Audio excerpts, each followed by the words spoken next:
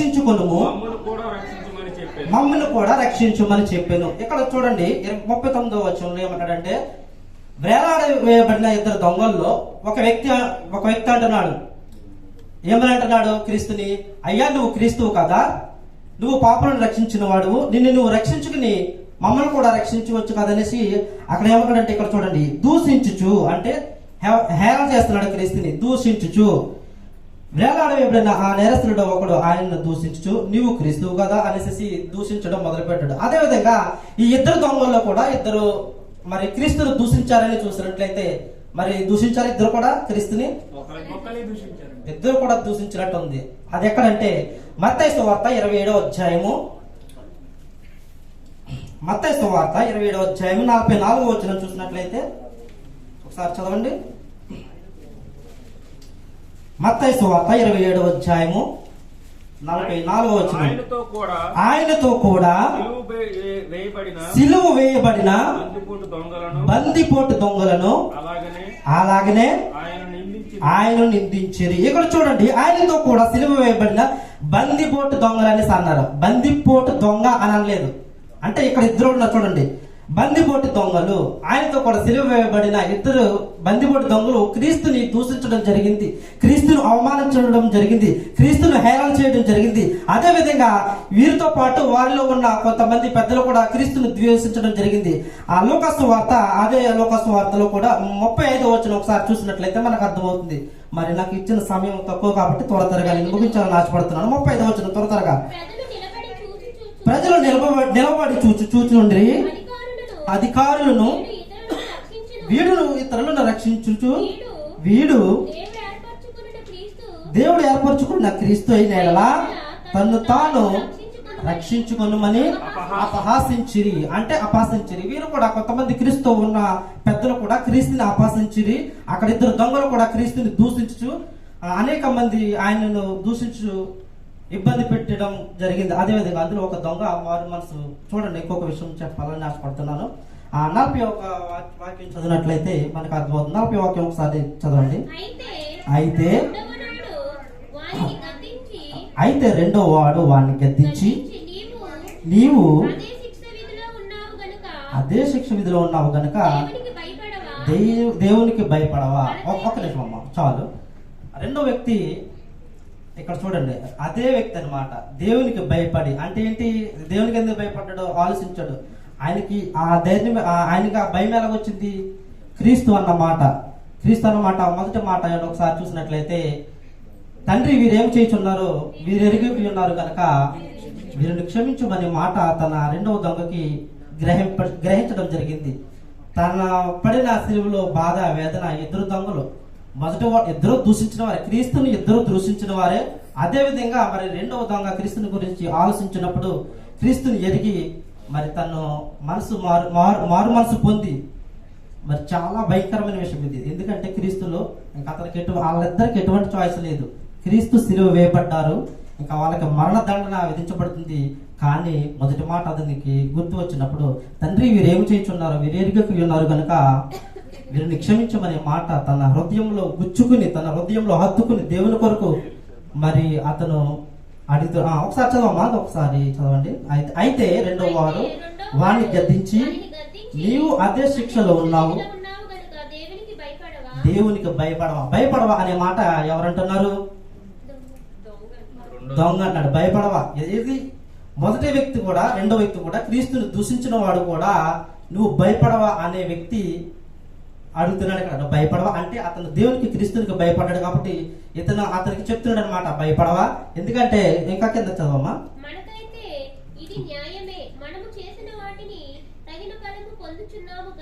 అది ఒక్క నిమిషం.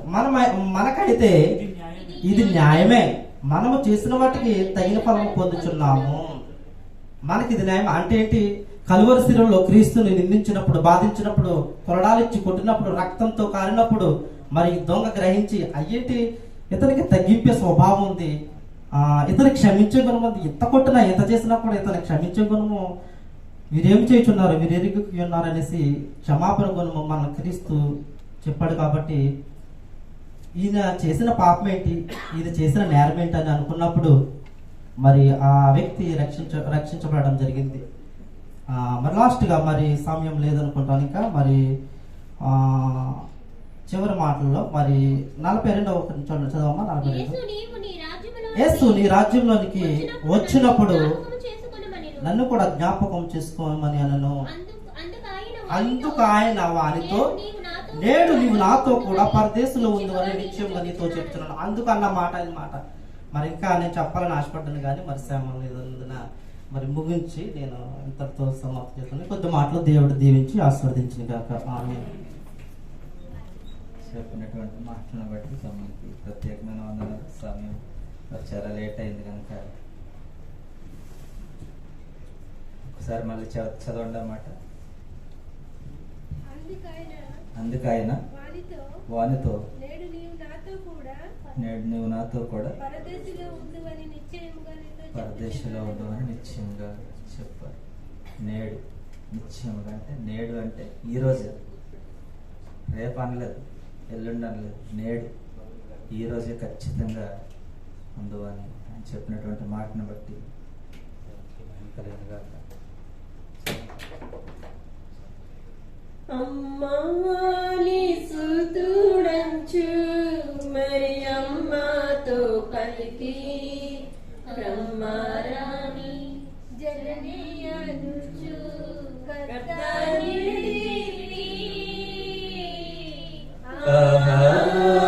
మహాత్మా ఆశరణ్య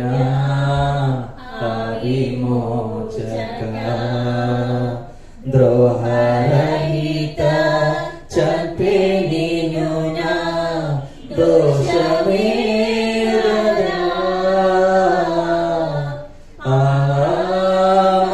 మహాత్మా ఆశరణ్య విమోచక. మూడవ మాటను ధ్యానం చేద్దాం. ఈ సమయంలో తమ్ముడు కిరణకి సమయాన్ని ఇస్తూ ఉన్నా.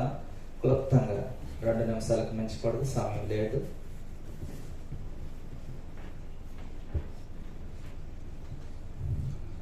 మన ప్రభువును లోకరక్షకుడైన యేసుక్రీస్తు నామం పేరిట వచ్చి మీ అందరికీ నా వందనాలు తెలియజేసుకుంటున్నానండి. మరి ప్రభువైన యేసుక్రీస్తు వారు సిలువలో పలికిన 3వ మాట మరి యోహాను సువార్త 19వ అధ్యాయం 26 నుంచి 27 నేను చదువుతుండగా మీరు అందరూ చూడవలసిందిగా కోరుతున్నామండి. ఎందుకంటే సమయం లేదు కాబట్టి క్లుప్తంగా. యేసు తన తల్లియు తాను ప్రేమించిన శిష్యుల దగ్గరకు నిలుచుండుట చూచి, అమ్మా ఇదిగో నీ కుమారుడు అని తల్లితో చెప్పాను. తరువాత శిష్యుణ్ణి చూచి, ఇదిగో నీ తల్లి అని చెప్పాను. ఆ గడియ నుండి ఆ శిష్యుడు ఆమెని తన ఇంట చేర్చుకునేను. మరి ఈ మాటలో మరి మీరు చూస్తున్నట్లయితే ప్రభు అయిన యేసుక్రీస్తు వారు 39 కొరడా దెబ్బలు తిని మరి సిలువలో వేలాడుతూ తనను తాను రక్షించి కొంత సమయంలో తను మరణించబోతున్న ఆ సమయంలో కూడా ప్రభు అయిన యేసుక్రీస్తు వారు తన తల్లి ఎడల తనకున్న బాధ్యతను మాత్రం మర్చిపోలేదు. ఇక్కడ మన ప్రభు అయిన యేసుక్రీస్తు వారు తన తల్లి ఎడల ఎంత బాధ్యత కలిగి ఉన్నారో మనం ఈ మాటలో చూస్తున్నాం. అలాగే వాక్యము మనకి ఏం చెప్తుంది? మరి మనం ఎన్ని గుడ్ ఫ్రైడేలు చేసుకుంటున్నాము, మరి మన ఆయుష్ కాలంలో అనేకమైన గుడ్ ఫ్రైడేలు మనం జరుపుకుంటున్నాము. మరి దేవుడు ఈరోజు మనతో ఈ మాట ద్వారా మనతో ఏం మాట్లాడుతున్నారో మనం ప్రతి ఒక్కరు నేర్చుకుందామండి.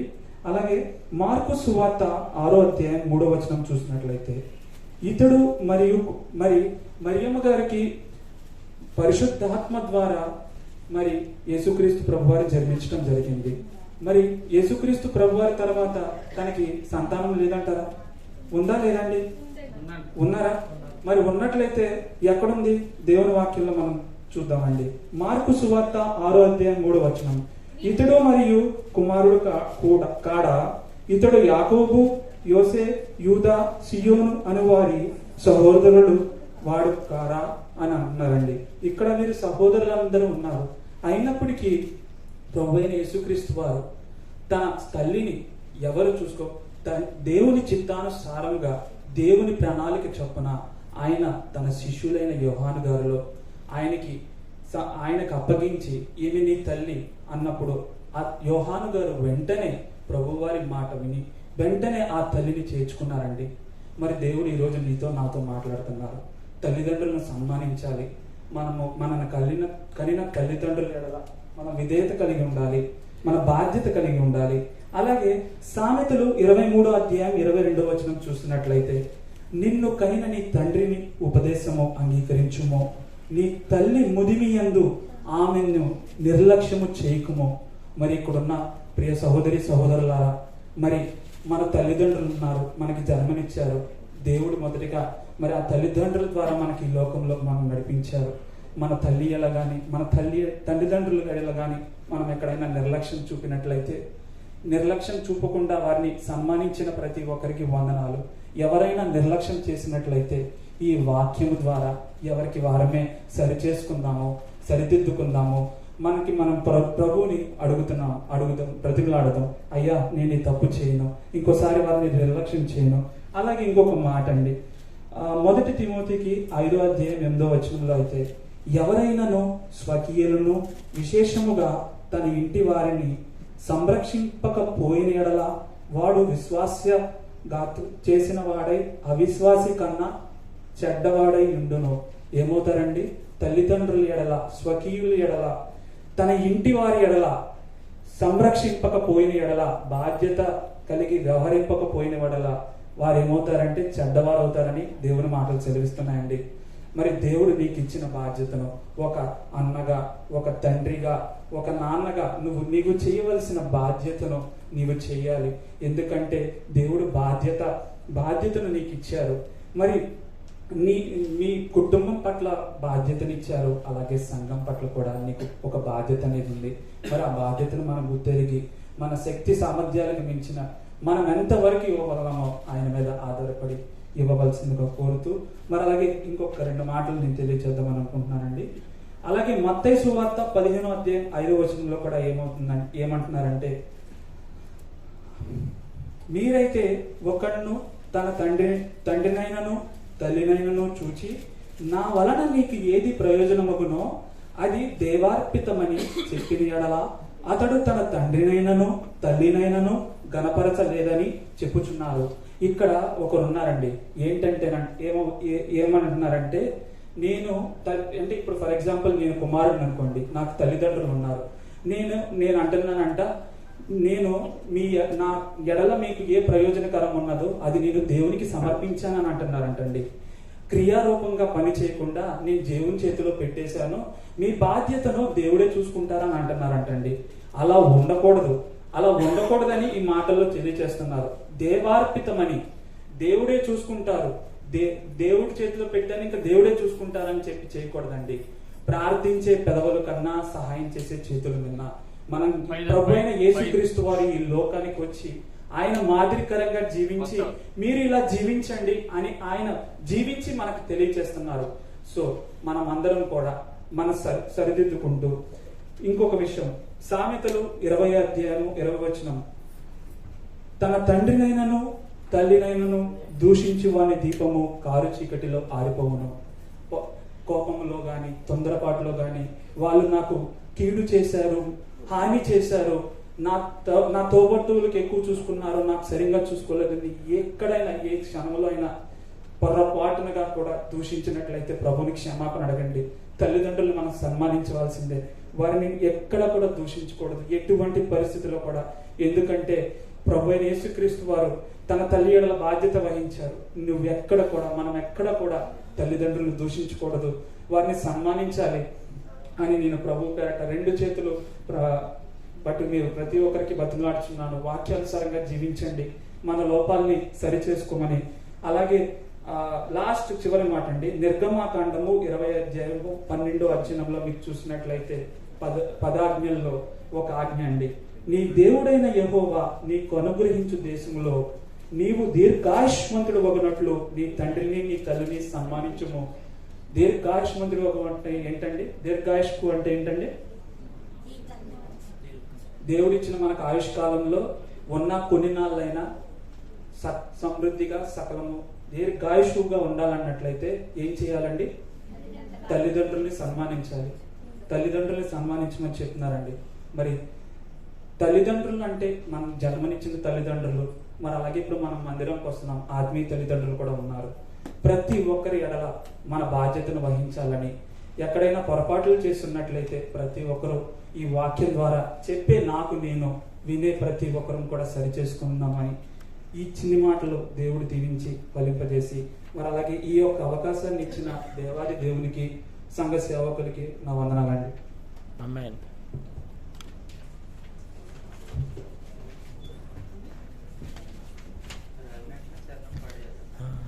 నా దేవా దేవా ఏవి వీడా నాడికి వనుచు శ్రీదేవా సుత పలికి చెప్ప సాఖ్యమా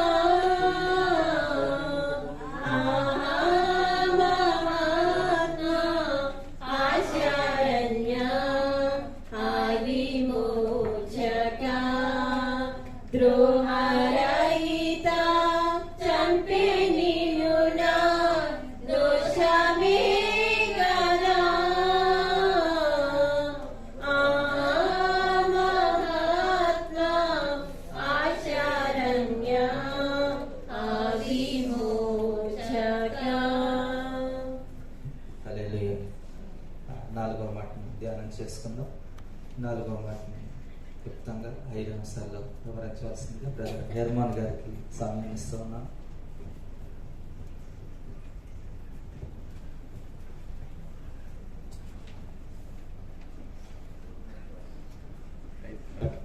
ప్రైజ్ లార్డ్ అందరికీ. సమయం తక్కువ కాబట్టి కొన్ని మాటలు ధ్యానం చేద్దాం. చిన్న ప్రార్థన చేస్తాం.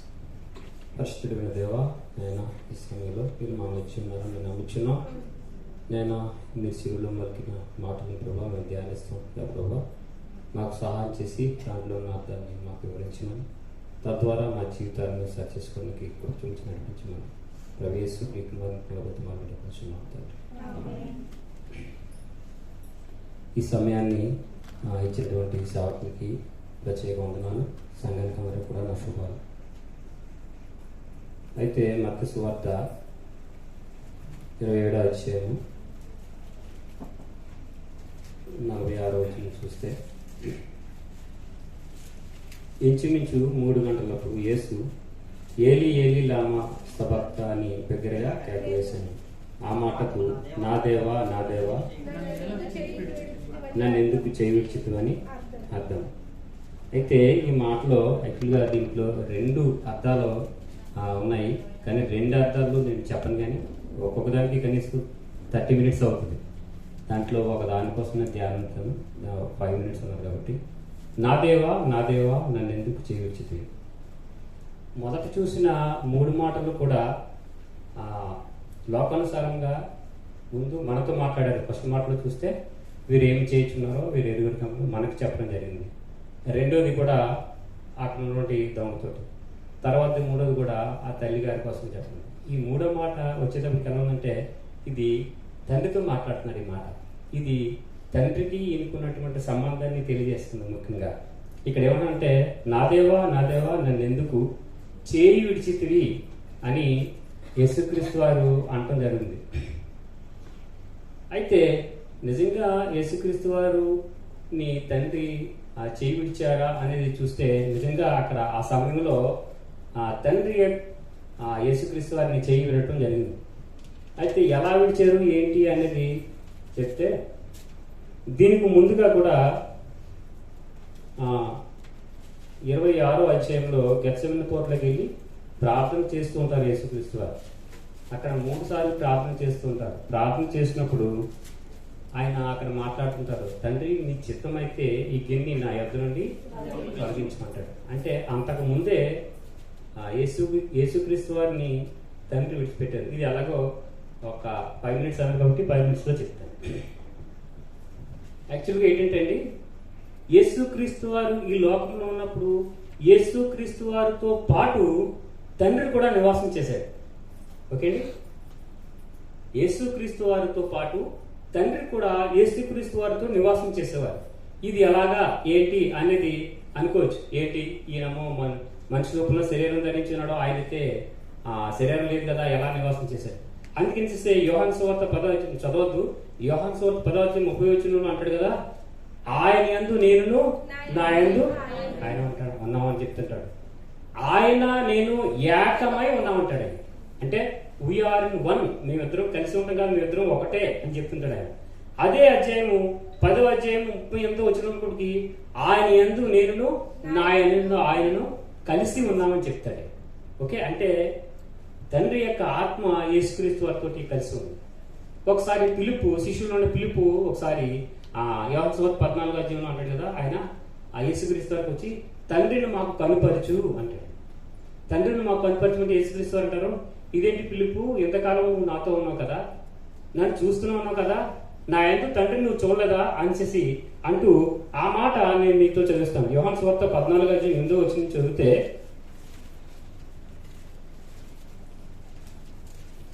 8వ వచనం నుంచి 8వ వద్దని పిలుపు యేసు పిలుపు నేను చదువుతానమ్మా. నేను ఎంతకాలము మీ యొద్ద ఉండినను నీవు నన్ను ఎరుగగా, నన్ను చూసిన వాడు తండ్రిని చూసిచున్నాడు గనుక తండ్రిని మాకు కనుపరచమని ఎలా చెప్పుచున్నావు? తండ్రి యందు నేనును నా యందు తండ్రియు ఉన్నామని నీవు నమ్ముటలేదా? నేను మీతో చెప్పుచున్న మాట నాయంతట నేను చెప్పుట లేదు, తండ్రి నాయందు నివసించుచు తన క్రియలు, చూసారా, తండ్రి నాయందు నివసించుచు తన క్రియలు చేయుచున్నానని చెప్తున్నారు. అక్కడ 10వ వచనంలో తండ్రి యందు నేనును నా యందు తండ్రియు ఉన్నామని నీవు నమ్ముట లేదా అంటున్నాడు. అంటే యేసుక్రీస్తు వారితో పాటు తండ్రి నివాసం చేశాడు. ఇది నమ్మాలి. ఎలాగో నేను ఒక మాట చెప్తాను. ఇప్పుడు ఆదికాండంలోకి వెళ్ళిన తర్వాత ఆదికాండంలో ఏమంటారంటే ఆయన మన పోలిక చెప్పున మనుషులు చేద్దామని అన్నారు లేదా? అంటే మనమంతా ఇప్పుడు ఎవరి పోలికలో ఉన్నాం? దేవుని పోలికలో ఉన్నారు. దీంట్లో ఎవరు దేవుని పోలికలో ఉన్నారు చెప్పండి?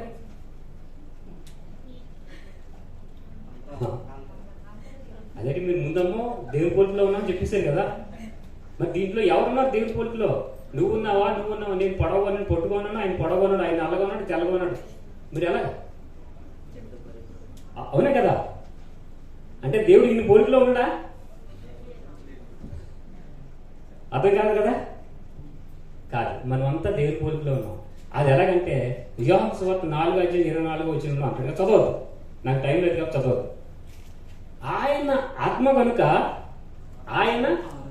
కనుక ఆయనను ఆరాధించువారు ఆత్మతోనూ సత్యముతోనూ ఆరాధింపవలెను. అంటే దేవుడు ఎవరన్నమాట? ఆత్మ. అంటే మీలో ఉన్నది, నాలో ఉన్నది, మనందరిలో ఉన్నది ఆత్మ. నమ్ముతారు ఇప్పుడు? అది దేవుడు మన పోలికంటే, దేవుడి పోలికంటే ఆత్మది, అంతేగాని మన రూపం కాదు. అంతే. ఒకసారి సమూయేలు గారు యాజకుని పంపించినప్పుడు యెషయా గారి కుటుంబం దగ్గరికి వెళ్ళి దావీదు గారిని అభిషేకం చేయమంటే ఆ యాజకుడు వెళ్ళి అక్కడికి వెళ్ళిన తర్వాత అక్కడ అందరినీ యెషయా గారి కుమారులు అందరినీ పిలిచి చూస్తుంటారు, ఎవరిని అభిషేకం చేయాలి, ఎవరిని అభిషేకం చేయాలి. అప్పుడు ఆయనతో ఏమంటారు? ఆయన ఏమంటారు? ఆత్మ కాదు. దేవుడు మనిషి యొక్క పై రూపాన్ని లక్ష్య పెట్టాడు కానీ అంటే ఆత్మ. అందుకని ఆయన తండ్రి అయిన దేవుడు ఆత్మ కనుక ఆయనలో మనలో ఉన్నది కూడా ఆయన ఆత్మ. అందుకే యేసుక్రీస్తు వారితో ఆయన నివాసం. ఇప్పుడు అర్థమైందా? యేసుక్రీస్తు వారితో ఎలా నివాసం చేశాడు? ఇలా నివాసం చేస్తూ చేస్తూ ఏమైందంటే ఈ శిలువ సమయానికి వచ్చేటప్పటికి తండ్రి యొక్క ఆత్మ యేసుక్రీస్తు వారి నుంచి వేరు చేయబడ్డాడు, విడిపోయాడు ఆయన. అందుకని ఆ గెత్సేమనే తోటలోకి వచ్చిన తర్వాత ఆయన దుఃఖపడుతూ వేదన పడుతూ ఏమంటాడంటే, తండ్రి నీ చిత్తం అయితే ఈ గిన్నె ఏం చేయాలి, నా యొద్ద నుంచి తొలగించు, అయినా నా చిత్తం కాదని నీ చిత్తమే అంటాడు. ఓకే, ఆ గిన్నె తొలగించిన తర్వాత ఏం చేశారంటే ఆ గిన్నెలో ఉన్నది యేసుక్రీస్తు వారు తీసుకోవడం జరిగింది. తీసుకున్న తర్వాత ఆయన నీ కోసం నా కోసం ఒక పాపిగా అయిపోయాడు.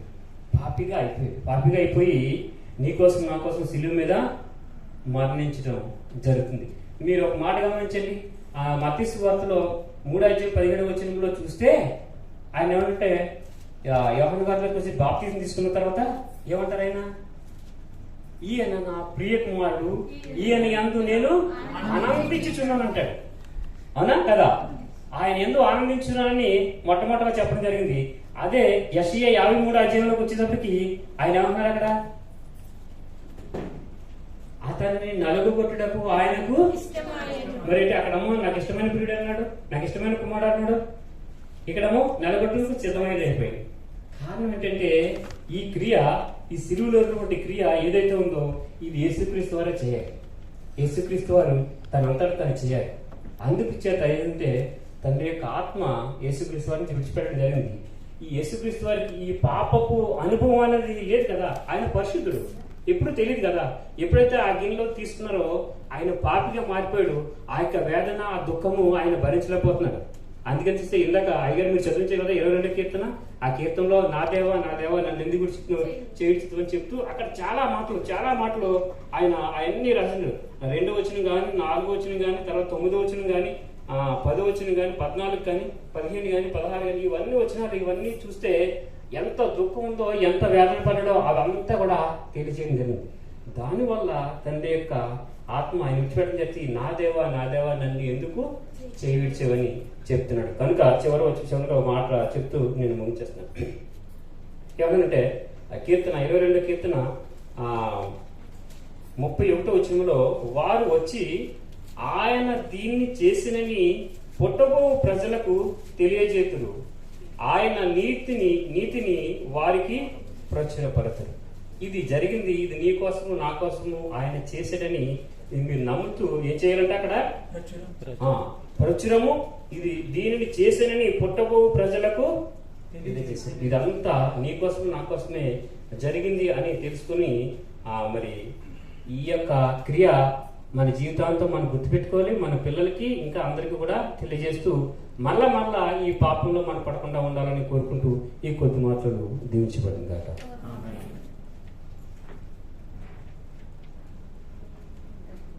సమయంలో చక్కని మాటలు చెప్పినటువంటి బ్రదర్ హెర్మన్ గారికి ప్రత్యేకమైన వందనాలు తెలియజేస్తూ ఉన్నాను. 4 మాటలు ఉంది, సమయం లేదు కనుక 5, 6, 7 మాటలు అయ్యగారికి సమయం ఇచ్చిన తర్వాత సమయం ఉంటుంది కనుక మళ్ళీ వేరే సర్వీస్కి వెళ్ళాలి. అందునిమిత్తం నేరుగా వాక్యానికి సమయం ఇచ్చిన తర్వాత మనం ధ్యానం చేసుకుందాం. ఈ సమయంలో గుర్తుపడే వాక్యం కొరకు మన మధ్యలో ఉన్నటువంటి మల్లెపూడి రాజు గారు వచ్చి ప్రార్థన చేయవలసిందిగా సమయం ఇస్తూ ఉన్నాం.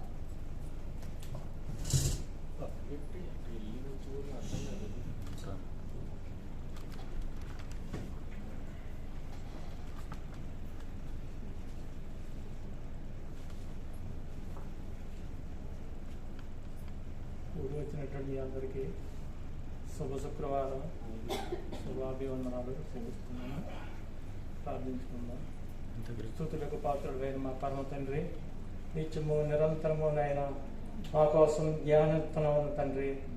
పరమానందుల తండ్రి కుడి పక్క నుండి మా కోసమునైనా నిత్యము నిరంతరము తండ్రి దగ్గర విజ్ఞాపన చేస్తున్న మా తండ్రి, ఈ దినమందునైనా నీవు మా కోసమునైనా సిలువలో పలికిన విజ్ఞాపన కోసమే నాయన మిమ్మల్ని స్తుతించుకుని ఆరాధించుకొనిస్తున్నాము నాయన తండ్రి. నైనా తండ్రి అయినా ఇప్పుడు నైనా నీ వాక్యము మా అందరికీ నాయన వినిపించడానికి నువ్వు అయ్యగారితో మా ద్వారా ఆయన ద్వారా మాకు నైనా మా అందరికీ నాయన కావాల్సిన ఆత్మీయ ఆహారం మాకు అనుగ్రహించమని మీ పెరిగి కుమారుడు లోకరక్షణ చేసిన ద్వారా అడిగి పెట్టుకున్నాము పరమ తండ్రి. ప్రార్థించిన రాజుగారు ప్రత్యేకమైన వందనాలు. ఈ సమయంలో నేరుగా దేవుని వాక్యాన్ని సందేశాన్ని మనం శ్రద్ధగా ఉందాం. ఈ సమయాన్ని రెవరెండ్ డాక్టర్ మోసేశ్వరి గారికి సమయాన్ని ఇస్తూ ఉన్నాం.